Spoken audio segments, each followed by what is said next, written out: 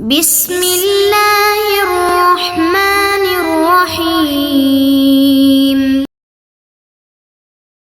السلام علیکم ورحمۃ اللہ وبرکاتہ۔ بسم اللہ الرحمن الرحیم، والصلاة والسلام علی اشرف الانبیاء والمرسلین، اما بعد۔ معزز سامعین، کتاب القضاء کے اندر مسائل الشتیٰ کے عنوان سے جو 20 اصول اور ان اصولوں کے تحت مسائل ذکر ہوئے تھے ان کا بیان چل رہا تھا۔ اسی سلسلے کو بڑھاتے ہوئے کچھ اصول اور ان کے تحت بیان ہونے والے مسائل کو آج ہم پڑھیں گے۔ عبارت پڑھ لیتے ہیں۔ وَمَنِ ادَّعَى هِبَةً فِي وَقْتٍ فَسُئِلَ الْبَيِّنَةَ فَقَالَ قَدْ جَحَدَنِيهَا فَاشْتَرَيْتُهَا مِنْهُ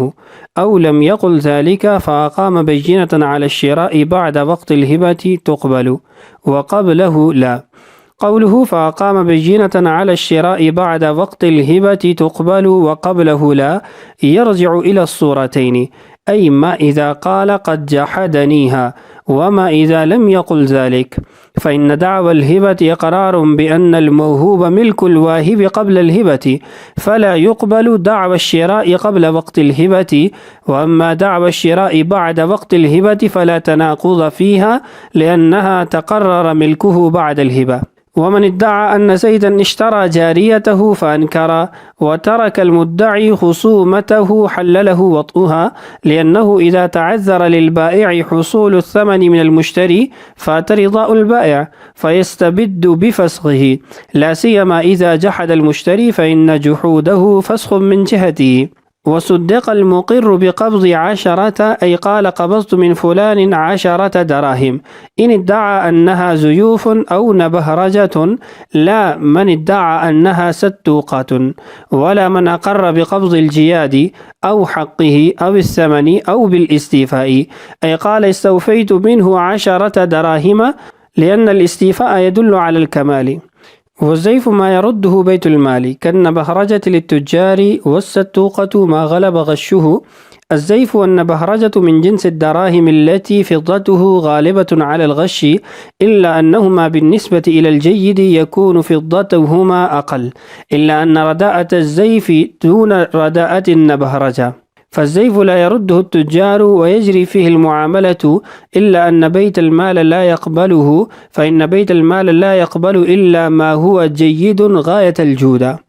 والنبهرجة يرده التجار، والنبهرج الباطل والرديء من الشيء، والدرهم النبهرج قيل ما بطل سكته، وقيل التي فضته رديئة، وقيل الغالب الفضة وهو معرب نبهرة، وفي المغرب لم أجده بالنون، والستوقة تعريب سهتوي، أي داخله نحاس مطلي بالفضة۔ یہ آج کے ہمارے سبق کی عبارت۔ اس عبارت کے اندر 3 اصول بیان ہوئے ہیں، یہ کے بعد دیگرے ان تینوں اصولوں کو بما ان کی مثال کے اور مسئلے کے سمجھتے ہیں۔ سب سے پہلا اصول یہ ہے کہ تناقض دعویٰ کے صحیح ہونے کے لیے ایک رکاوٹ ہے، مانع ہے، یعنی جب بھی تناقض پایا جا رہا ہوگا دعویٰ کے اندر تو اس دعویٰ کو نہیں سنا جائے گا، الا یہ کہ ایسا تناقض ہو جس کے اندر توفیق ممکن ہو، اس کو جمع کرنا ممکن ہو، کسی طریقے سے اس کا وجود ممکن ہو۔ تناقض اختلاف کو کہتے ہیں، تضاد کو کہتے ہیں، دو چیزوں کا آپس میں متضاد ہونا، جمع نہ ہو سکنے کو کہتے ہیں۔ اس اصول سے متعلق جو صورت ہے، جو مسئلہ ہے جس کو صاحب کتاب نے ذکر کیا ہے، وہ یہ ہے کہ ایک شخص نے یہ دعویٰ کیا کہ فلاں نے فلاں وقت میں مجھے یہ گھر ہبہ کیا تھا۔ قاضی نے اس سے کہا کہ بینہ لے کر آؤ، تو اس نے کہا کہ اس نے انکار کر دیا تھا اس ہبہ کا، پھر میں نے اس سے یہ چیز خرید لی تھی، یا وہ کہتا ہے کہ پھر میں نے اس کے بعد اس سے یہ چیز خرید لی ہے، انکار کا لفظ نہیں بولتا۔ اس سے کہا جاتا ہے کہ خریدنے پہ بینہ لے کے آ جاؤ، گواہی لے آؤ، تو اب وہ اگر خریدنے پر بینہ لے آتا ہے، گواہی قائم کر دیتا ہے، تو ہم یہ دیکھیں گے کہ یہ گواہی جو خریدنے پر دی جا رہی ہے یہ ہبہ کے وقت سے پہلے ہے یا بعد میں ہے۔ اگر تو یہ خریداری اور اس پر گواہی وہ ہبہ کے بعد کسی وقت پر دے رہے ہیں تو اس کی یہ بینہ اور یہ گواہی قبول کی جائے گی اور اس کے حق میں فیصلہ کر دیا جائے گا، اور اگر وہ بینہ اور خریداری کو ثابت ہبہ کی تاریخ سے پہلے کر رہے ہیں تو ان کی گواہی قبول نہیں کی جائے گی۔ تاریخ سے اس بات کو سمجھتے ہیں۔ آج 21 اکتوبر ہے، تو ایک شخص گیا قاضی کی مجلس میں اور جا کے کہا کہ فلاں نے مجھے یہ گھر 10 اکتوبر کو ہبہ کیا تھا۔ قاضی نے اس سے کہا کہ آپ بینہ لے آئیں۔ اس نے کہا کہ اس نے ہبہ کا انکار کر دیا تھا تو میں نے اس سے پھر یہ گھر خریدا ہے، یا وہ یہ نہیں کہتا کہ اس نے انکار کر دیا، مطلقاً کہہ دیتا ہے کہ میں نے اس کے بعد اس سے گھر خرید لیا تھا۔ قاضی اس کو کہتا ہے کہ اچھا خریداری پہ بینہ لے آؤ۔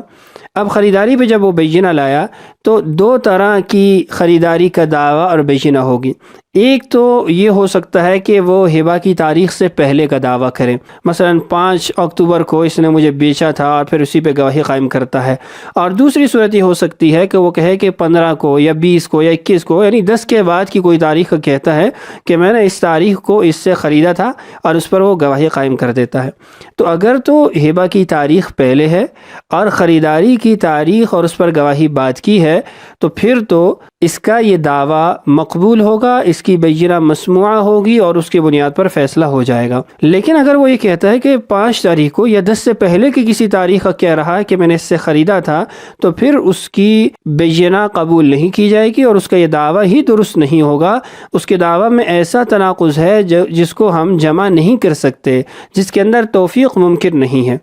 تناقض کیسے ہے اس کو سمجھیے کہ جب اس نے یہ کہا کہ 10 تاریخ کو اس نے مجھے ہبہ کیا اور پھر کہتا ہے کہ 15 کو میں نے اس سے خرید لیا تھا، تو اس صورت کے اندر آپ دیکھیے کہ وہ جو پہلا دعویٰ کر رہا ہے نا کہ 10 کو اس نے مجھے ہبہ کیا، تو اس کے اندر بھی وہ واہب کی ملک کو ہی ثابت کر رہا ہے، یعنی مدعا علیہ کی ملک کو ہی ثابت کر رہا ہے۔ اور جو دوسرا دعویٰ کر رہا ہے کہ 15 تاریخ کو میں نے اس سے خرید لیا تھا، تو اس در بھی وہ جو دعویٰ کر رہا ہے وہ یہی کر رہا ہے کہ اس کی ملک کے اندر وہ چیز موجود تھی، مدعا علیہ اس کا مالک تھا جس وقت میں خرید رہا تھا۔ تو دونوں دعویٰ کے اندر وہ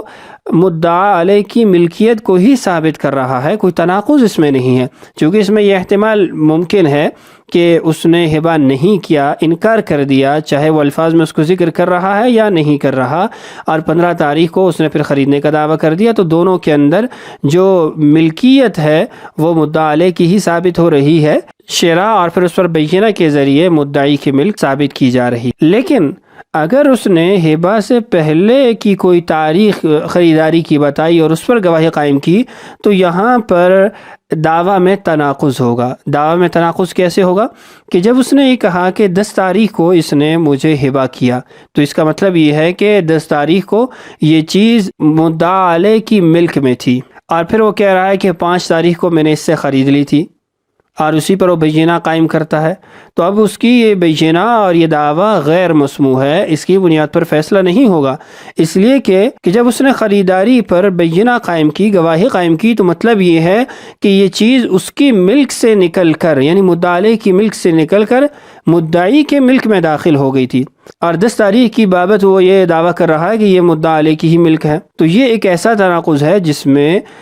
توفیق ممکن نہیں ہے، یہاں کسی بھی طریقے سے ہم اس کو جمع نہیں کر سکتے کہ وہ 5 تاریخ کو اس کی عدم ملک ثابت کر رہا ہے اور 10 تاریخ کی اس کی ملک ثابت کر رہا ہے، تو یہ ایسا تناقض ہے جس میں ہم جمع نہیں کر سکتے، توفیق نہیں دے سکتے۔ اور جو دوسری صورت تھی جس کو میں نے پہلے عرض کیا، اس میں 10 تاریخ کو بھی وہ مدعا علیہ کی ملک ثابت کر رہا ہے اور 15 کے اندر بھی مدعا علیہ کی ہی ملک ثابت کر رہا ہے۔ عبارت پڑھ کے مزید اس مسئلے کو سمجھتے ہیں۔ وَمَنِ ادَّعَى هِبَةً فِي وَقْتٍ فَسُئِلَ الْبَيِّنَةَ، اگر کسی نے ہبہ کا، ہدیے کا دعویٰ کیا کسی وقت میں، مثلا 10 اکتوبر کو اس نے مجھے ہبہ کیا تھا، فَسُئِلَ الْبَيِّنَةَ، قاضی نے مدعی سے گواہی طلب کی، بینہ طلب کی، فقال، تو اس نے جواب دیا، قد جحدنیها فاشتریتها منہ، اس نے انکار کر دیا تھا ہبہ کا، یعنی ہدیے کا کہا تھا، پھر انکار کر دیا کہ میں تمہیں ہدیہ نہیں کرتا ہوں، تو پھر میں نے اس سے وہ چیز خرید لی تھی۔ او لم یقل ذلک، یا پھر اس نے قد جحدنیها کے کلمات نہیں بولے، یعنی یہ نہیں کہا کہ اس نے انکار کر دیا، بس یہ کہہ دیا کہ میں نے اس سے پھر خرید لیا تھا۔ فاقام بینۃ علی الشراء بعد وقت الہبۃ، پھر وہ بینہ قائم کرتا ہے گواہی قائم کرتا ہے خریداری پر، اور یہ خریداری اور اس پر جو گواہی ہے وہ ہبہ کے وقت کے بعد ہے، تو قبل تو اس کی یہ گواہی قبول کی جائے گی۔ مثال پہلے میں نے آپ کو موجودہ تاریخ سے بتا دی کہ اس نے کہا کہ 10 اکتوبر کو مجھے ہبہ کر دیا تھا، اور پھر کہتا ہے کہ 15 اکتوبر کو میں نے اس سے خرید لیا تھا، تو اب یہاں پر ہبہ کے وقت کے بعد کسی وقت میں وہ خریداری کا دعویٰ کر رہا ہے اور اس کو بینہ سے ثابت کر رہا ہے، تو اس صورت میں اس کی بینہ قبول ہے، اس کی بینہ سنی جائے گی اور اس کی بنیاد پر فیصلہ کیا جائے گا۔ وَقَبْلَهُ لَا، اور اگر وہ ہبہ کی تاریخ سے پہلے کسی تاریخ کی خریداری کا دعویٰ کر رہا ہے اور اس کو بینہ سے ثابت کر رہا ہے، تو پھر اس کی بات قبول نہیں کی جائے گی۔ وجہ کیا ہے؟ لظہور التناقض، یہاں پر تناقض پایا جا رہا ہے، تضاد پایا جا رہا ہے، بات میں اختلاف پایا جا رہا ہے، اور ایسا اختلاف و تضاد ہے جس کو جمع بھی نہیں کیا جا سکتا۔ آگے وضاحت دیکھیے، قولہ، متن میں یہ کہنا فَأَقَامَ بَيِّنَةً عَلَى الشِّرَاءِ بَعْدَ وَقْتِ الْهِبَةِ تُقْبَلُ وَقَبْلَهُ لَا، جو متن میں یہ کہا گیا کہ اس نے خریداری پر بینہ قائم کی ہبہ کے وقت کے بعد تو اس کو قبول کر لیں گے، اور وَقَبْلَهُ لَا، اگر پہلے کی کسی تاریخ کے اندر وہ خریداری کا دعویٰ کرتا ہے اور اس کو ثابت کرتا ہے تو پھر قبول نہیں کریں گے۔ يَرْجِعُ إِلَى الصُّورَتَيْن، یہ دونوں صورتوں کی طرف لوٹے گا، یعنی دونوں صورتوں پر یہی حکم لگے گا۔ وہ دونوں صورتیں کون سی ہیں؟ اَيْ مَا إِذَا قَالَ قَدْ جَحَدَنِيهَا، کہ جب اس نے یہ کلمات بولے کہ اس نے پھر ہبہ کا انکار کر دیا تھا۔ وَمَا إِذَا لَمْ يَقُلْ ذَلِكَ، اور دوسری صورت یہ ہے کہ اس نے قد جحدنیہا کے کلمات نہیں بولے، یعنی یہ نہیں کہا کہ پھر اس نے ہبہ کا انکار کر دیا تو میں نے اس سے خریدا، بلکہ مطلقاً کہہ دیا کہ اس نے مجھے ہبہ کیا، پھر بینہ جب طلب کی گئی تو کہنے لگا کہ نہیں میں نے اس سے خرید لیا تھا، انکار کی کلمات نہیں بولے۔ آگے وجوہات دیکھیے، فَإِنَّ دَعْوَى الْهِبَةِ إِقْرَارٌ بِأَنَّ الْمَوْهُوبَ مِلْكُ الْوَاهِبِ قَبْلَ الْهِبَةِ، اس لیے کہ ہبہ کا دعویٰ کرنا یہ اس بات کا اقرار ہے کہ موہوبہ چیز یعنی جس کو ہدیہ کیا جا رہا ہے وہ ہبہ سے قبل واہب کی، ہدیہ کرنے والے کی ہی ملکیت تھی۔ فَلَا يُقْبَلُ دَعْوَى الشِّرَاءِ قَبْلَ وَقْتِ الْهِبَةِ، تو اگر ہبہ کے وقت سے پہلے خریداری کا دعویٰ کر رہا ہے اور اس کو بینہ سے ثابت کر رہا ہے تو اس کو قبول نہیں کیا جائے گا۔ وجہ پہلے بھی آپ سے عرض کر دی ہے کہ ہبہ کے وقت وہ مالک ہے، مثلا 10 تاریخ کو ہبہ کا دعویٰ ہے اور 5 تاریخ کو وہ خریداری کا دعویٰ کر رہا ہے، تو خریداری کے دعوے سے یہ ثابت کر رہا ہے کہ اس کی ملک سے چیز نکل گئی تھی، اور 10 تاریخ کا یہ دعویٰ کر رہا ہے کہ چیز اسی کے ملک میں تھی۔ اما دعوی الشراء بعد وقت الہبۃ فلا تناقض فیہا، البتہ اگر خریداری کا دعویٰ وہ ہبہ کی تاریخ کے بعد ہے، ہبہ کے وقت کے بعد ہے، تو اس میں کوئی تناقض نہیں ہے، تو اس کی بات کو سنا جائے گا، اس کے دعویٰ پر جو بینہ قائم کی گئی ہے اس کو سن کر اس کے مطابق فیصلہ کر دیا جائے گا۔ لأنہا تقرر ملکہ بعد الہبۃ، اس لیے کہ مدعی کی ملک وہ مؤکد ہو گئی، وہ مضبوط ہو گئی ہبہ کے بعد شراء کے دعویٰ سے، یعنی 2 اسباب ملک یہاں پائے جا رہے ہیں۔ پہلا سبب ملک وہ ہبہ کا دعویٰ ہے کہ اس نے مجھے 10 تاریخ کو ہبہ کیا تھا، اس سے بھی یہی بات معلوم ہوتی ہے کہ چیز اس کے ملک میں داخل ہو گئی۔ پھر 15 تاریخ کو خریدنے کا دعویٰ کیا اور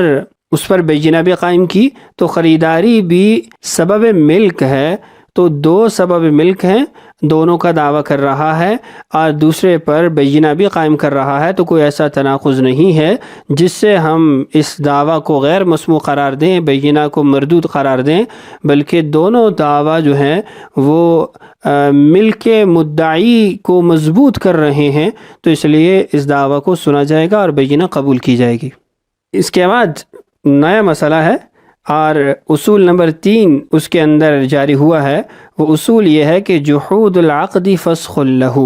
اگر عقد کا انکار کر دیا جائے تو اس کو عقد کا فسخ ہونا شمار کیا جائے گا۔ یعنی ایک شخص کہہ رہا ہے کہ میں نے یہ عقد کیا ہی نہیں ہے، تو ہم یہ کہیں گے کہ یہ جب انکار کر رہا ہے اس عقد کا تو گویا یہ عقد فسخ ہے، یہ منعقد نہیں ہے۔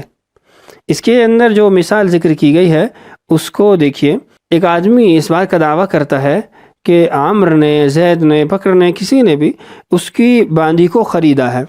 لیکن جس پر وہ دعویٰ کر رہا ہے وہ انکار کر رہا ہے کہ میں نے تو نہیں خریدا۔ اب جب اس نے انکار کر دیا تو یہ دعویٰ کرنے والا بھی خاموش ہو گیا، اس نے آگے کیس کو چلانے یا کیس کی پیروی کرنے کو چھوڑ دیا، اس بات کو وہیں ختم کر دیا۔ تو اب ہم یہ کہیں گے کہ جب مدعی یعنی جو دعویٰ بیع شرا کر رہا ہے وہ خاموش ہو گیا تو گویا اس نے اس عقد کو اپنی ذات کی طرف سے فسخ کر دیا کہ ٹھیک ہے وہ انکار کر رہا ہے تو میری طرف سے بھی یہ بیع ختم ہے، اس لیے کہ اگر اس کی رضامندی شامل ہوتی، وہ اس بیع کو منعقد رکھتا تو اس کیس کو آگے چلاتا، اس کی پیروی کرتا، لیکن جب اس نے خصومت چھوڑ دی، جھگڑا چھوڑ دیا، کیس کو ختم کر دیا تو مطلب یہ ہے اس کی رضامندی ختم ہو گئی ہے۔ اور بائع کی رضامندی یہ تو خرید و فروخت کے معاملات کا ایک رکن ہے، اور رکن کے ختم ہونے سے چیز کا وجود ہی ختم ہو جاتا ہے، تو اس لیے ہم یہ کہیں گے کہ جب ایک رکن ختم ہو گیا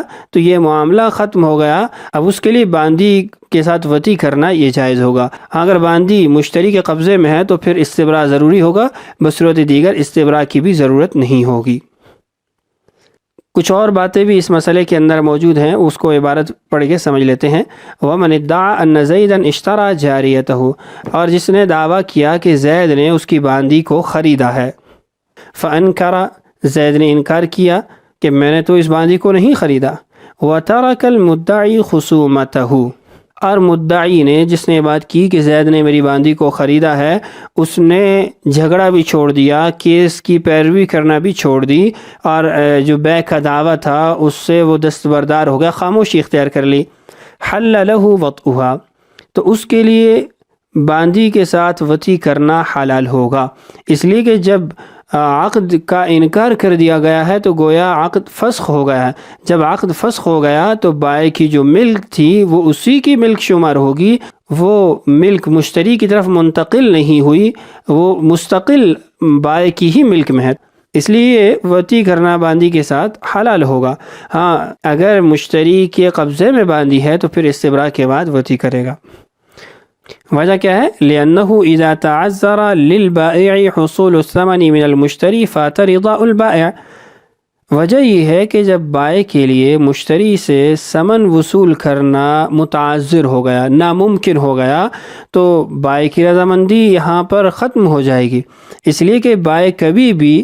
کسی عوض کے بغیر اپنی باندی کو اپنی ملک سے نکلنے پر راضی نہیں ہوگا، یعنی جب تک مشتری اس کو بدل نہیں دے گا، عوض نہیں دے گا، تو وہ اس کو باندی بھی نہیں دے گا، مبی بھی نہیں دے گا۔ تو جب مشتری سے ثمن کا حصول ناممکن ہو گیا تو گویا بائع کی رضامندی ختم ہو گئی، ایک رکن ختم ہو گیا۔ فَيَسْتَبِدُّ بِفَسْخِهِ، تو بائع مستقل طور پر یا تنہ تنہا اس بیع کو فسخ کر دے گا، ختم کر دے گا۔ لا سیما، خاص طور پہ اذا جحد المشتری، جب مشتری انکار بھی کر دے۔ یہاں پر یعنی صورت مسئلہ کے اندر دونوں طرف سے فسخ پایا جا رہا ہے، اور جب بائع بھی کیس کو بڑھانے سے، دعویٰ کو بڑھانے سے رک گیا تو گویا اس کا بھی انکار پایا جا رہا ہے، اور بغیر عوض کے وہ اپنی ملک سے کسی چیز کے نکلنے پر بھی راضی نہیں ہے، تو بائع کی رضامندی بھی ختم ہو گئی، ایک رکن یہاں سے ساقط ہو گیا، گر گیا، اور مشتری کی بھی رضامندی نہیں ہے بلکہ وہ تو منکر ہے کہ میں نے خریداری نہیں کی، تو دونوں ارکان ہی ختم ہو گئے، تو بیع فسخ ہو گئی۔ لا سیما اذا جحد المشتری، خاص طور پہ جب مشتری کی طرف سے، خریدار کی طرف سے بھی انکار پایا جا رہا ہو۔ فإن جحوده فسخ من جهته، کہ مشتری کا انکار کرنا یہ اس کی طرف سے فسخ بیع ہے، بیع کا ختم کرنا ہے۔ کیونکہ ویڈیو کا دورانیہ زیادہ ہو گیا تو دو اصول آج ہم نے پڑھ لیے ہیں، تیسرا جو اصول ہے انشاءاللہ آنے والی ویڈیو میں پڑھ لیں گے۔ آج کے دو اصول یہ ہیں کہ جب دعویٰ کے اندر تناقض پایا جا رہا ہو، تضاد پایا جا رہا ہو تو وہ دعویٰ درست نہیں ہوگا۔ ہاں اگر ان دو دعویٰ کے اندر جو متضاد ہیں کسی حد تک توفیق ممکن ہو، جمع کرنا ممکن ہو، تو پھر اس دعویٰ کو سنا جائے گا، وہ دعویٰ درست ہوگا۔ اور دوسرا اصول یہ ہے کہ عقد کا انکار کرنا عقد کا فسخ کرنا ہے، یعنی اس کو عقد کا فسخ کرنا شمار کریں گے۔ تو یہ تھا آج کا ہمارا سبق، بقیہ جو اصول ہیں انشاءاللہ آنے والی ویڈیوز میں پڑھتے رہیں گے۔ اللہ تعالیٰ سے دعا ہے اللہ تعالیٰ ہمارے لیے اسباق کی تکمیل آسان فرمائے، اللہ تعالیٰ ہم سب کا حامی و ناصر ہو۔ السلام علیکم ورحمۃ اللہ وبرکاتہ۔